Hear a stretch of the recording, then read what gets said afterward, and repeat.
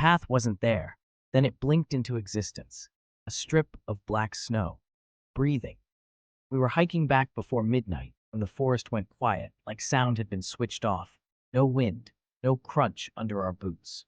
The trees leaned inward, trunks stretched tall and thin, their bark pale and tight like skin pulled over bone. At exactly 12, the snow ahead peeled apart.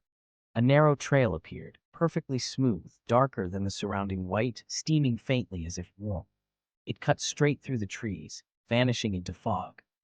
My brother stepped onto it before I could stop him. The moment his boot touched the path, his shadow detached, peeling off the snow and standing upright beside him. It looked almost human, until it turned its head too far, neck bending like wet rope. Figures emerged from the trees. They were tall and narrow, bodies wrapped in layers of frozen cloth and bark, fused together. Their limbs were too long, arms hanging past their knees, fingers jointed many times over like spider legs.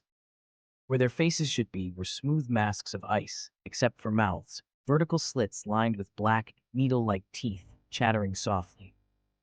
They stood just off the path, never stepping on it, heads tilted in the same direction, listening to us.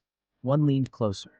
Beneath its ice mask, something pressed outward, a human face, screaming silently, skin stretched thin as frost. Another figure's chest was transparent ice, revealing a slowly walking skeleton inside, joints creaking as it moved independently of the body. "Don't leave the path," one of them whispered. Its voice came from everywhere at once, from the trees, the snow, inside my skull. Its mouth never moved. My brother was already changing. His skin had gone gray, sagging, eyes sinking back as if years were draining out of him. His breath fogged backward, flowing toward the end of the path like it was being pulled. The figures raised their arms. Behind them, I saw what waited at the end of the trail. A mass of bodies fused together, half buried in snow, faces stacked and layered, all staring forward, mouths opening and closing in slow unison. Their eyes glowed faintly, hopeful, hungry. I grabbed my brother and dragged him off the path. The forest screamed. The figures convulsed, limbs snapping back into the trees. The path collapsed inward, snow slamming shut like a mouth biting down.